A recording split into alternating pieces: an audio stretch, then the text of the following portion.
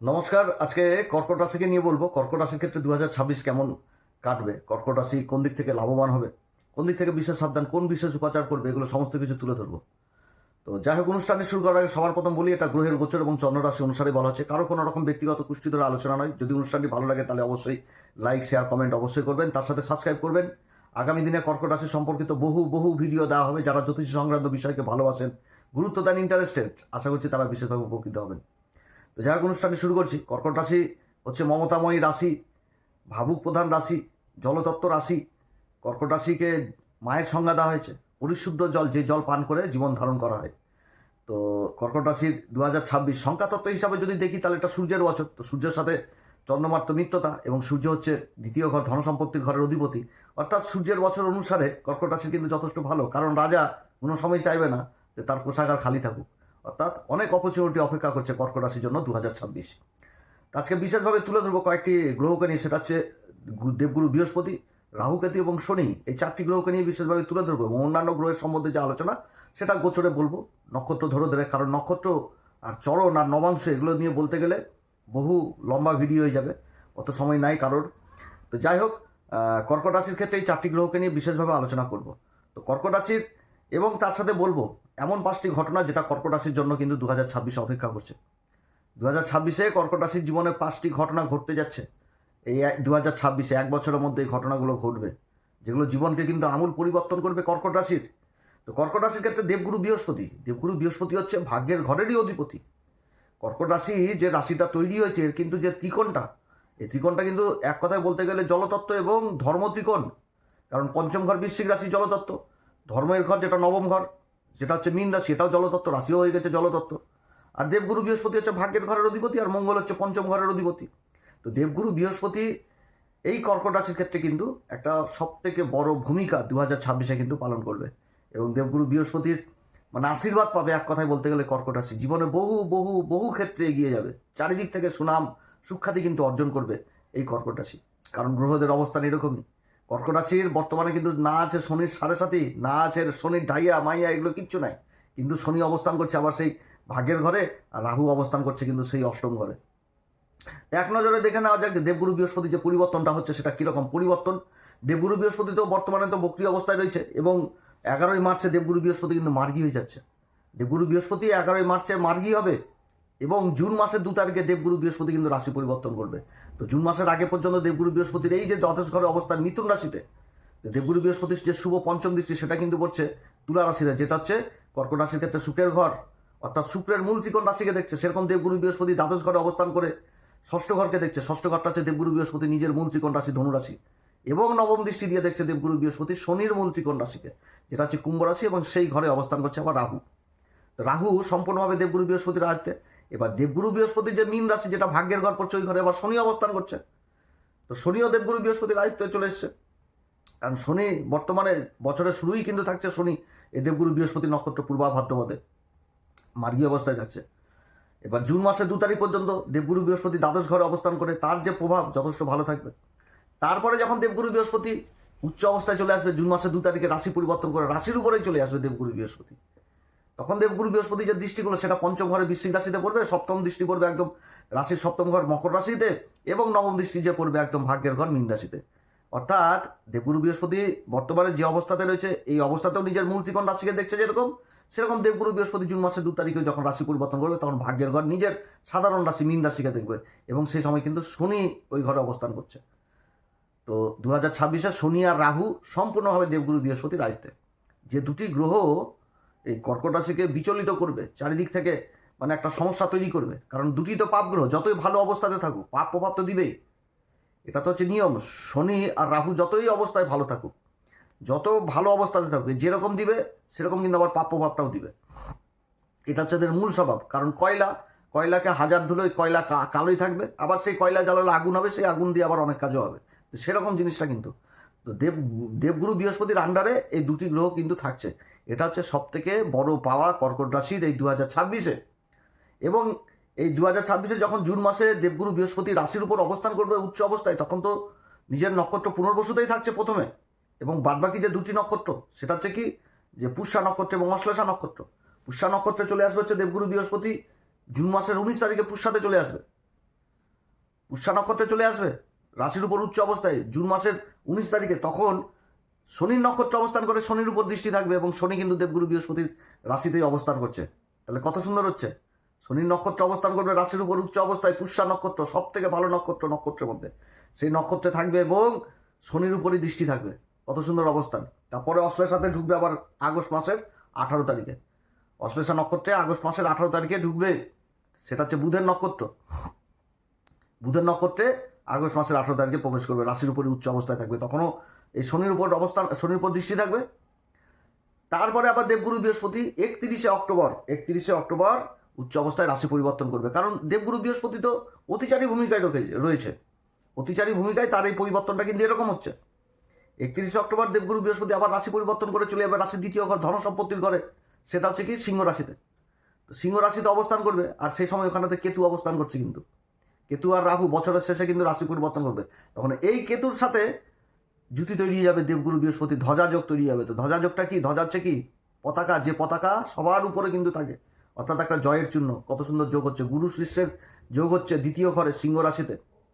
অবস্থান কিন্তু যথেষ্ট ভালো, খুবই ভালো অবস্থান। গ্রহদের যে পরিবর্তন, এগুলো কিন্তু যথেষ্ট ভালো পরিবর্তন হচ্ছে। এবার এটা তো দেবগুরু বৃহস্পতির হয়ে গেল। এবার শনির পরিবর্তন এই 2026-এ। শনি হচ্ছে 20 তারিখ পর্যন্ত, জানুয়ারি মাসের 20 তারিখ পর্যন্ত নিজের দেবগুরু বৃহস্পতি নক্ষত্র পূর্বা ভাদ্রপদে থাকছে। 20 তারিখে আবার নিজের নক্ষত্রে প্রবেশ করবে উত্তরা ভাদ্রপদে। উত্তরা ভাদ্রপদে 20 তারিখে প্রবেশ করবে, এবং তার সাথে শনিদেব আবার জুন মাসের 20 তারিখে 17ই জুলাই বক্রী হয়ে যাবে রেবতী নক্ষত্রে, এবং রেবতী নক্ষত্রে 18ই মে কিন্তু প্রবেশ করবে।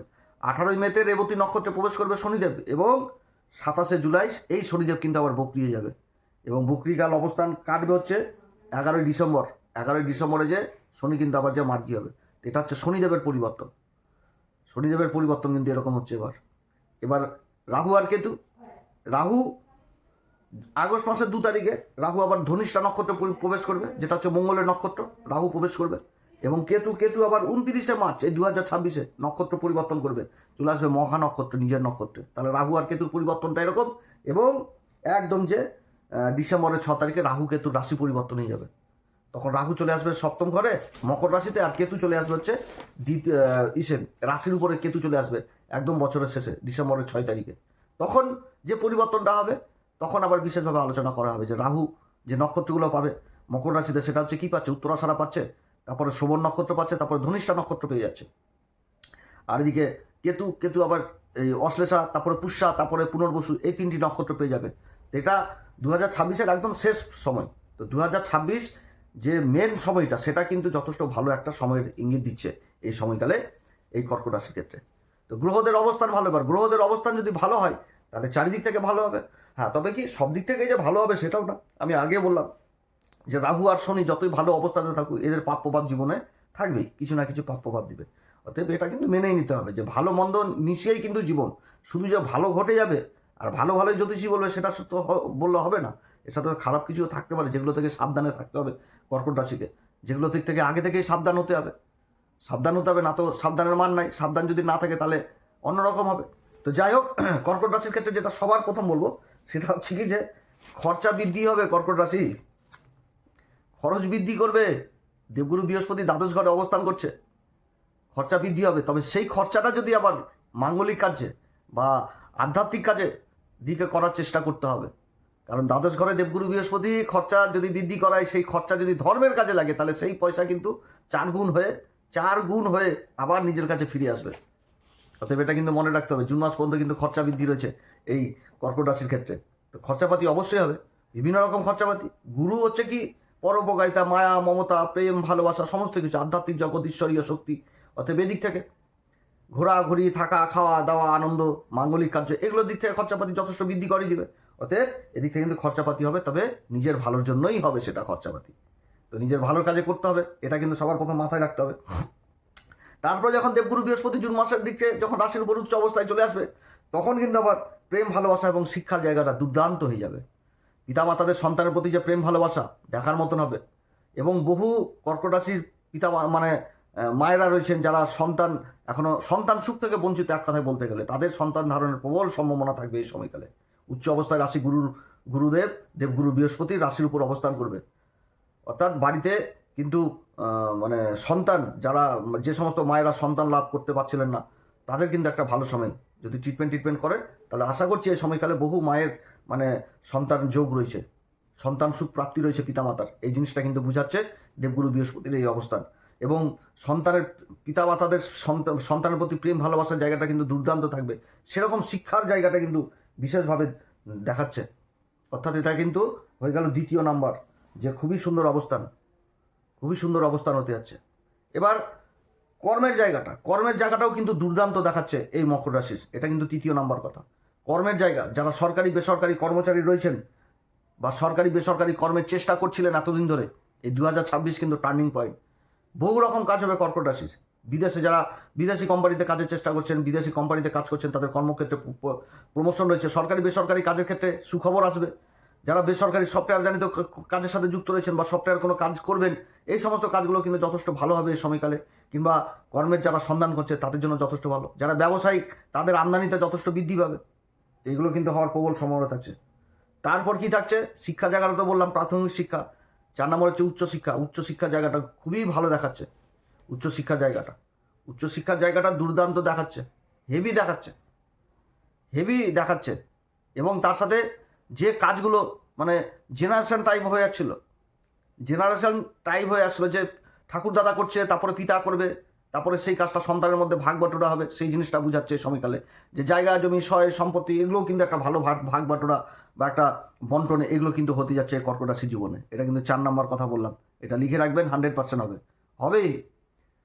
এটা আত্মীয় স্বজনদের সাথে যে জায়গা জমি সংক্রান্ত যে বিবাদ এগুলো রয়েছে, এগুলো কিন্তু যথেষ্ট মানে এই সময়কালে হবে। কিংবা যারা জায়গা জমি সংক্রান্ত সেল পারচেসের কাজের সাথে যুক্ত রয়েছেন, এই কাজগুলো কিন্তু জীবনে হবে। আর 5 নম্বর হচ্ছে নিজের শরীর স্বাস্থ্যের দিকে কিন্তু কর্কট রাশিকে বিশেষভাবে খেয়াল রাখতে হবে। এটা কিন্তু আমি বলে যাচ্ছি, কারণ আগস্ট মাসে যখনই এই রাহু মঙ্গলের নক্ষত্র ধনিষ্ঠাতে অবস্থান করবে, তখন কিন্তু শারীরিক দিক থেকে প্রবলেম কিন্তু তৈরি করবে। অতএব এদিক থেকে কিন্তু সাবধান, শরীর স্বাস্থ্যের দিকে বিশেষভাবে সাবধান। অস্ত্রোপচারের মতনও কিন্তু সম্ভাবনা থাকতে পারে। আমি কিন্তু বলছি এটা, রাহু মঙ্গলের নক্ষত্রে চলে আসবে অষ্টম ঘরে, এই ধনিষ্ঠা নক্ষত্রে কুম্ভ রাশিতে অষ্টম ঘরে থাকবে। অতএব এই সময় নিজের শরীর স্বাস্থ্যের দিকে কিন্তু যথেষ্ট খেয়াল। যে কিছু হলো গোপন করে রেখে দিলাম, এটা করলে কিন্তু চলবে না কর্কট রাশি। যে কোনো অসুখ বিসুখ একটা যদি ফোড়াও হয়, তো সেটাও কিন্তু ডাক্তারের বা চিকিৎসা ট্রিটমেন্টের মধ্যে কিন্তু থাকতে হবে। এদিক থেকে কিন্তু বিশেষভাবে সাবধান কর্কট রাশি। অতএব নিজের শরীর স্বাস্থ্যের দিকে বিশেষভাবে খেয়াল রাখতে হবে। এগুলো কথা বললাম, দেখবেন অবশ্যই মিলবে। কর্কট রাশি সবই তো ভালো বললাম, শুধু শরীর স্বাস্থ্যের জায়গাটা একটু খারাপ লাগলো। তো যাই হোক, এগুলো সব কিছু ঠিক হবে। তো এই সময়কালে কোন উপাচার করবে? প্রত্যেকদিন হনুমান চল্লিশা, বজরংবাণ, শ্রীরাম সীতা প্রণাম মন্ত্র সহকারে পাঠ করবেন। যারা গুরুর দীক্ষা নেননি, অবশ্যই গুরুর দীক্ষা নেবেন এবং সূর্যদেবকে অর্ঘ্য দিবেন প্রত্যেক দিন, এবং বাড়িতে সূর্য যন্ত্র স্থাপন করবেন।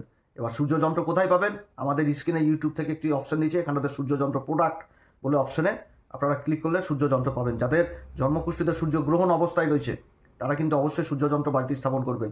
এবং যারা সরকারি চাকরি বা বেসরকারি কোনো উঁচু পোস্ট বা যেগুলো কাজ আর কি মানে কাজের চেষ্টা করছেন, তারা তো অবশ্যই সূর্য যন্ত্র বাড়িতে স্থাপন করবেন এবং সূর্যকে প্রত্যেকদিন অর্ঘ্য দিবেন। তাতে যথেষ্ট কিন্তু ভালো রেজাল্ট পাওয়া যাবে। সূর্যই কিন্তু মান সম্মান পদ প্রতিষ্ঠা সমস্ত কিছু জীবনে নিয়ে আসবে। তো যাই হোক, আপনারা সবাই ভালো থাকেন। এরপরে আবার আসবে একটি নতুন পর্ব নিয়ে। নমস্কার, ধন্যবাদ।